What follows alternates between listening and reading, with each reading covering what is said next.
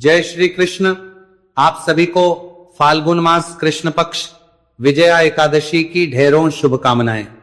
प्रिय दर्शकों, आज के इस वीडियो में हम विशेष रूप से बात करेंगे कि फाल्गुन मास की कृष्ण पक्ष की जो विजया एकादशी है वो किस दिन मनाई जाएगी, इसका व्रत किस दिन किया जाएगा, द्वादशी युक्त का श्रेष्ठ व्रत किस दिन होगा और इसका पारण कब करना चाहिए।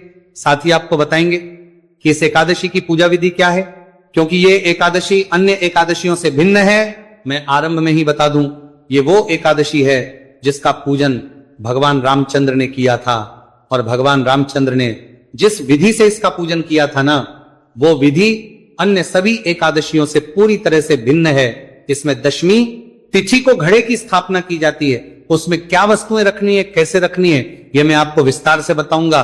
पूजा की पूरी विधि बताऊंगा, मुहूर्त बताऊंगा, और साथ ही इस दिन संक्रांति का भी योग बन रहा है, तो उसके लिए आपको करना चाहिए। इस प्रकार से संपूर्ण शास्त्रीय जानकारी आने वाली एकादशी के विषय में आपको इस वीडियो के माध्यम से प्रदान की जाएगी। आपसे निवेदन है कि वीडियो यदि थोड़ा सा भी उपयोगी लगे तो कृपया उसे एक बार लाइक अवश्य कर दीजिएगा। परमेश्वर वासुदेव की कृपा प्राप्त करने के लिए कमेंट बॉक्स में अवश्य लिखिएगा जय श्री हरि या ओम नमो भगवते वासुदेवाय। आप देख रहे हैं सनातन धर्म का संसार ज्योतिष संस्थान का प्रतिष्ठित यूट्यूब चैनल सनातन धर्म का संसार धार्मिक। हम यहां पर सभी व्रत और त्योहारों की सही शास्त्रीय जानकारी प्रदान करते हैं। ज्योतिष शास्त्र और पंचांग के आधार पर आपको बताते हैं कौन सी तिथि कब है, व्रत आदि कब करना है, क्या विधि है, क्या नियम है और क्या गलती नहीं करनी है। यदि आप सभी व्रत और त्योहारों की सही शास्त्रीय जानकारी पाते रहना चाहते हैं तो चैनल को भी सब्सक्राइब कीजिए और बेल आइकन को प्रेस कीजिए। प्रिय दर्शकों, अब जानकारी आरंभ करते हैं और बात करते हैं कि ये एकादशी कब है, कैसे मनानी है, कैसे इसकी नियम है, क्या विधि है। प्रिय दर्शकों, फाल्गुन मास के कृष्ण पक्ष की जो एकादशी है उसे विजय एकादशी कहते हैं। विजय एकादशी की जो विधि बताई गई है उस विधि की हम चर्चा करते हैं।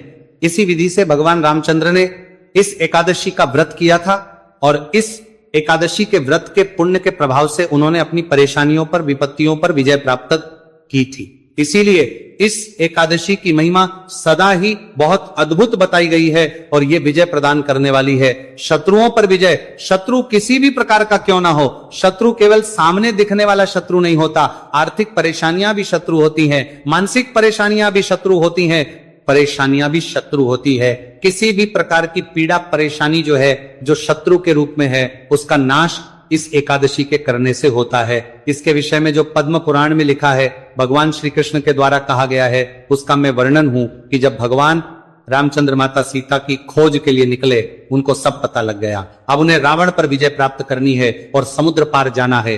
तो समुद्र के इस पार वो बैठे हैं, चिंतित है। तब महाराज लक्ष्मण उन्हें कहते हैं कि प्रभु, यूं तो आप परमेश्वर है, सब जानते हैं, परंतु क्योंकि आप इस समय लीला रूप में है, तो मैं आपको बताऊं, यहां से थोड़ी ही दूरी पर शिका आश्रम है, उनके पास जाना चाहिए। वो अवश्य ही हमारी इस परेशानी का हल हमें प्रदान करेंगे।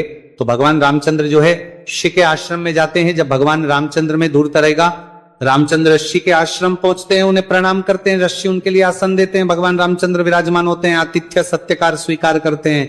तो ऋषि कहते हैं कि हे राम, मैं क्या आपके लिए कर सकता हूं, आपका यहां कैसे आगमन हुआ। तो भगवान वृतांत बताते हैं और कहते हैं कि हे मेशिवर, मुझे अब रावण पर विजय प्राप्त करनी है, और उसके लिए मेरी पहली परेशानी यह है कि ये जो समुद्र है सामने, इसको पार करके सेना सहित मुझे उधर जाना है। तो मुझे क्या करना चाहिए जिससे कि मुझे विजय प्राप्त हो और मैं बड़ी आसानी से ये समुद्र भी पार कर जाऊं। तब ऋषि वक्तालभ्य ने कहा कि हे राम, तुम फाल्गुन मास के कृष्ण पक्ष की विजय एकादशी का व्रत करो, इसके पुण्य प्रभाव से तुम्हें निश्चय ही विजय प्राप्त होगी, तुम बड़ी आसानी से समुद्र पार कर जाओगे, उसका भी तुम्हें सुगम मार्ग प्राप्त होगा और रावण को भी तुम जीत लोगे। तो भगवान रामचंद्र ने कहा कि प्रभु, मुझे इस एकादशी का व्रत कैसे करना चाहिए, क्या इसकी विधि है, इसके विषय में बताएं। तो अब यहां से जानते हैं कौन सी विधि है, किस विधि से आपको ये एकादशी का व्रत करना है। किसी विधि से भगवान रामचंद्र ने किया था और ये विधि जो है ऋषि के द्वारा कही गई है, जो भगवान श्री कृष्ण के द्वारा यहां बताई जा रही है। तो ऋषि ने कहा कि हे राम, इसके लिए दशमी तिथि को, अर्थात व्रत के एक दिन पहले एक घड़े की स्थापना करनी चाहिए। मैं बताऊं आपको कि दशमी तिथि के दिन, व्रत के एक दिन पहले आप समय से उठिए, स्नान ध्यान कीजिए। स्नान आदि करने के बाद जो भी आपका पूजा का स्थल है ना, जहां बैठ के आप पूजन करते हैं, जहां प्रत्येक एकादशी की चौकी लगाते हैं, उसी स्थान पर एक चौकी जो है आपके पास चौकी लीजिएगा। पर बिछाने के लिए पीला या लाल वस्त्र लीजिएगा। एक कलश आपके पास होना चाहिए, कलश लीजिएगा। कलश आप किसी भी धातु का ले सकते हैं। यहाँ पे वर्णन आता है कि स्वर्ण, चांदी, तांबा या मिट्टी का एक घड़ा ले सकते हैं। इसमें ध्यान दीजिएगा, लोहे वाला नहीं लेना है। लोहे मतलब स्टील का नहीं लेना है। उस घड़े को जल से भर लेना है। उस पर पंच पल्लव लगा लीजिएगा और उसके ऊपर लिए पूर्ण पात्र लीजिएगा, जो ऊपर ढक्कन आता है। घड़े पे रखने के लिए जो घड़े पे ढक्कन आप रखेंगे, जिसे पूर्ण पात्र कहते हैं, उसमें आप ज्यों रखिएगा। और घड़े के नीचे रखने के लिए सतनाजा लीजिएगा। सतनाजा मैं आपको बता दूं, 7 अनाज, कोई भी 7 अनाज ले सकते हैं, जैसे गेहूं, बाजरा, ज्वार, मक्का, उड़द, चना आदि। इस प्रकार से 7 अनाज आपने लेने हैं, उनको मिला के सतनाजा होता है। तो ये घड़े के नीचे रखने के लिए लीजिएगा। इतनी सामग्री है जो प्रथम दिन के लिए आवश्यक रहेगी। एक लोटे में जल भर लीजिए। पहले उसमें थोड़ा गंगा जल भरिएगा, फिर शुद्ध जल भरिएगा। वहां आसन लगा के बैठ जाइए। ये विधान में दशमी तिथि का व्रत के एक दिन पहले का बता रहा हूं। बैठ जाइए और फूल के माध्यम से उस स्थान पर और जो भी सामग्री है पूजा के, उस सभी पर जल के छींटे दीजिए, जिससे वो स्थान और सामग्री जो भी है वह सब शुद्ध हो जाएगी, पवित्र हो जाएगी। ओम अपवित्र पवित्रो व सर्वावस्था गतो तपिवा यह स्मरेत पुंडरीकाक्षं स बाह्याभ्यंतर शुचिया। इस प्रकार से जल के छींटे दीजिए अपने स्थान को, और जो सामग्री आज प्रयोग हो रही है वो सबको शुद्ध किया। अब चौकी को बिछाइए, उस पे लाल या पीला वस्त्र जो है उसे बिछाइए। कलश को रखने के लिए सतनजा रखिए। चौकी पर चौकी के मध्य में रखिएगा। चौकी के मध्य में बीच में शतनजा रखिए। उसके ऊपर जो घड़ा है, घड़े में जल भर लीजिए, या जो भी आपका धातु का कलश है उसमें जल भर लीजिए। जल भर के और उसको सतरजे के ऊपर रख दीजिए। उसको स्थापित करने के बाद उसमें पंच पल्व लगाइए। पान के पत्ते या अशोक के पत्ते, पंच पल्व लगा के उस पे पूर्ण पात्र रखिए, ढक्कन रखिए उसका, और उसमें जौ भर दीजिए। अब भगवान विष्णु का कोई भी स्वरूप लीजिए, प्रतिमा लीजिए, कोई भी प्रतिमा स्वरूप आप ले लीजिए जो आपके पास भगवान की प्रतिमा है। नहीं तो आप लड्डू गोपाल स्वरूप ले लीजिए, उनको उसके ऊपर विराजमान कीजिए। अर्थात जो पूर्ण पात्र में आपने जौ भरे हैं उसके ऊपर भगवान को रख दीजिए, विराजमान कर दीजिए। इस प्रकार से ये स्थापना आपने दशमी तिथि को कर लेनी है, व्रत के एक दिन पहले कर लेनी है। बाकी जो नियम है वो मैंने पहले भी एकादशी के बता रखे हैं, आप सभी को ज्ञात ही होंगे। नहीं ज्ञात हो, कुछ और पूछना चाहे तो कमेंट बॉक्स में लिख के पूछ लीजिएगा। प्रमुख रूप से जो ध्यान देना है कि जो भी माताएं बहनें बाल धोती है वो एक दिन पूर्व ही अर्थात दशमी तिथि को ही धो लीजिएगा, क्योंकि एकादशी और द्वादशी दोनों ही दिन महिलाओं के लिए सर धोना वर्जित होता है, मना ही होती है। तो आप बाल आज ही धो लेंगे, अपना सर आज ही धो लेंगे। और कभी मान लो कुछ इमरजेंसी हो कि हाँ पूजा पाठ अचानक से कुछ ऐसा आ गया और बाल धोने पड़े, तो उस अवस्था में आप थोड़ा सा कच्चा दूध पानी में मिला के और फिर उससे आप बाल धो सकते हैं। साबुन शैम्पू आदि का प्रयोग वर्जित है पूर्ण रूप से। तो बाल आदि धो के सरादित होके और उसके बाद ब्रह्मचर्य धारण कर लेना है। आप सभी जो भी भक्त हैं उनको ब्रह्मचर्य आज से आरंभ हो जाएगा और ये पारण तक रहेगा, क्योंकि एकादशी का जो पूजन है ना, ये एकादशी का व्रत जो है त्रिदिवसीय अनुष्ठान होता है, 3 दिन का होता है। तो इस प्रकार से ब्रह्मचर्य धारण कर लेंगे। और लहसुन प्याज आदि आज ही त्याग देना है आपने। शहद का प्रयोग नहीं करना है, मसूर की दाल आपने नहीं खानी है। स्थापना करने के बाद एकादशी के दिन सुबह सूर्योदय से पहले उठ जाइएगा। विशेष बात यह है कि इस एकादशी के साथ ही संक्रांति का भी योग है, क्योंकि इस दिन संक्रांति भी है। भगवान सूर्यदेव राशि परिवर्तन कर रहे हैं और बुध में प्रवेश करेंगे, तो बुध की संक्रांति है का वर्णन आता है कि यह विष्णुपति संक्रांति कहलाती है। 4 स्थिर लगन में जब सूर्यदेव प्रवेश करते हैं तो वो विष्णुपति संक्रांति कहलाती है। और विष्णुपति संक्रांति के दिन किया गया पूजा पाठ जप तप दान आदि 1 लाख गुना अधिक पुण्य देता है। इसीलिए आज विशेष रूप से स्नान करना चाहिए आपको। अगर संभव है तो किसी पवित्र नदी में स्नान करें, नहीं तो आप घर पर स्नान करें, लेकिन जल में थोड़ा सा गंगा जल पहले मिलाएं। पहले बाल्टी, इसमें थोड़ा गंगा जल मिलाएं और फिर उससे आप स्नान कीजिए। स्नान करके सूर्य को जल अवश्य दीजिएगा। और एकादशी के दिन तुलसी माता को जल देने में, पूजा करने में कोई दोष नहीं है। पत्ते नहीं तोड़े जाते, इसका ध्यान रखिएगा। द्वादशी के दिन तुलसी पूजन वर्जित कहा गया है। द्वादशी को आपने तुलसी पूजन नहीं करना है, और द्वादशी को गलती से भी तुलसी माता का पत्ता नहीं टूटना चाहिए। अगर टूट जाता है तो उससे बड़ा पाप लगता है। इसका वर्णन मैं पहले भी कर चुका हूं, क्योंकि मां को भी कुछ इसी प्रकार का पाप लगा था।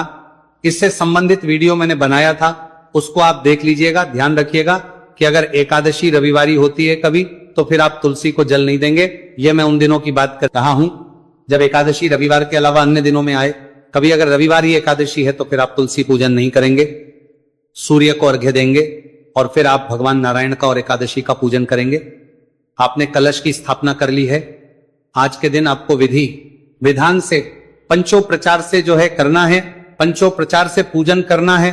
सामने एक दीपक रखिए, इसमें अखंड दीपक का भी प्रावधान है। अगर आपके लिए संभव हो तो इस एकादशी पर अखंड दीपक प्रज्वलित कीजिए आप, जो कि आज प्रज्वलित करेंगे और कल तक रहेगा। आप घी का दिया जला सकते हैं या तिल के तेल का दिया जला सकते हैं। घी का दिया अगर जलाने वाले हैं तो भगवान के सीधे हाथ की ओर रखिएगा। भगवान कलश के ऊपर विराजमान है तो उसके अनुसार देखिए, सीधे हाथ की ओर रखिएगा। और अगर तेल दिया जला रहे हैं तो उलटे हाथ की ओर रखिएगा। भगवान के सीधे हाथ की ओर रखिएगा, उसके विपरीत दिशा में धूप रखिएगा। लोटा लीजिए तांबे का, उसमें पहले थोड़ा गंगा जल भरिए, फिर शुद्ध जल भरिए। अन्य सामग्री के रूप में आपके पास रोली, मौली, पान, सुपारी, लौंग, इलायची, धूप, दीप, नैवेद्य, भगवान को भोग अर्पित करने के लिए फल ले लीजिएगा, मिश्री ले लीजिएगा, बताशे हैं बताशे ले लीजिएगा, मिठाई वो मिठाई ले लीजिएगा, इत्र लेना है और जनेऊ लेनी है।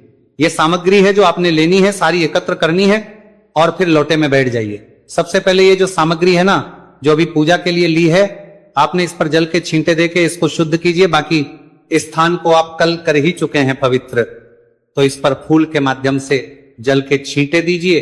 इस प्रकार से इसे शुद्ध करने के बाद अब आप अपने सीधे हाथ पर जल लीजिए और हाथ धो लीजिए। लोटे में जो जल है उसी में से जल लीजिए, हाथ धो लीजिए। लोटे में जब जब जल भरेंगे ना तो प्रयास कीजिए 2 लोटे रखिए, एक में थोड़ा सा जल आपकी के लिए और बाकी दूसरे लोटे में जल भगवान को अर्पण करने के लिए। तो सीधे हाथ पे जल लीजिए, हाथ धो लीजिए। हाथ धो के अब आपने एक एक मंत्र पर 2-2 बूंद जल पीना है। 2 बूंद जल इसलिए क्योंकि शास्त्रों में 6 मासा जल जो है वो निर्जला व्रत में भी कहा गया है कि अगर कोई निर्जला व्रत करता है तो जलाजमिनी के रूप में वह भी 6 मासा जल ले सकता है। तो वो 2-2 बूंद जल से 6 मासा जल हो जाता है। एक मंत्र पे 2 बूंद जल हाथ पी लीजिएगा, पी जाइएगा। ओम माधवाय नमः जल लीजिए, पी जाइए।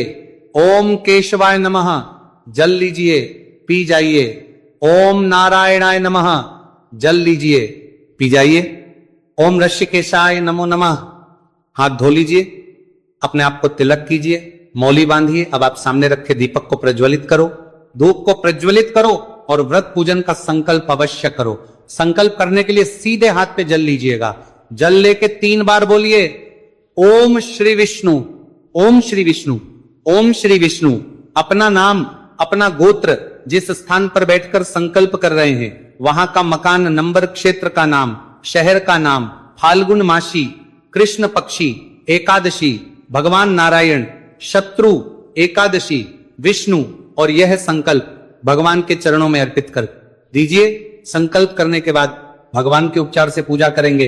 पूजा की विधि में आपको अलग से पूजा के वीडियो में बता दूंगा। पूजा करने के कथा श्रवण करेंगे और विष्णु शास्त्र नाम का श्रवण करेंगे और आरती करेंगे। ये सभी चीजें एक साथ आपको एक ही वीडियो में मिल जाएंगी। एकादशी के दिन मैं प्रत्येक एकादशी पर आपकी सुविधा के लिए ऐसा ही वीडियो बनाता हूं जिसमें कथा भी आ जाती है, विष्णु शास्त्र नाम भी और आरती भी। लाभ लेना चाहते हैं तो चैनल पर नए हैं तो जुड़ जाइए। इसके बाद दिन में आपको इस घड़े के आसपास ही बैठना है, यही कहा गया है शास्त्रों में। अब क्योंकि ऑफिस भी जाना है, कार्यालय भी जाना है, तो प्रयास कीजिए जितना समय घर पे आप बिताएं तो आप इस घड़े के आसपास ही बैठिए। रात्रि को आपको यहीं बैठ के जागरण करना है, यहीं बैठ के कीर्तन का लाभ लेना है। और अगर सोना हो तो सोना भी इसके में ही है जहां आपने घड़ा स्थापित किया है कीर्तन के लिए और रात्रि जागरण के लिए। मैं स्त्रोत का वीडियो अपलोड करता हूं, उसका लाभ लीजिए।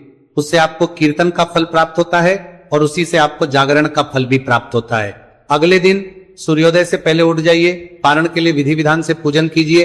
पूजन करने के बाद ये घड़ा दक्षिणा के साथ ब्राह्मण को दान दे दीजिए। यहां आप मंदिर में भी दे के आ सकते हैं। पूजन आदि करने के बाद ब्राह्मण को दान दक्षिणा आदि देने के और फिर आपने व्रत का पारण करना होता है। इसकी जानकारी मैं पारण के वीडियो में आपको विस्तार से बता दूंगा। बात करते हैं कि ये एकादशी का व्रत आपने करना कब है और शुभ मुहूर्त क्या रहेगा, पारण करना कब है। प्रिय दर्शकों, ये जो एकादशी है फाल्गुन मास के कृष्ण पक्ष की एकादशी तिथि शुरू हो रही है 12